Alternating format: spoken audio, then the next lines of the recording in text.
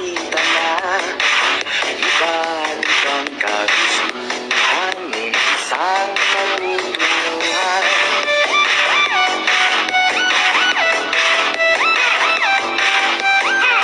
Gabay at pagmamahal ang hanap ko, magbigay ng halaga sa'yo. Nais mong ipakilala kung sino ka mang talaga.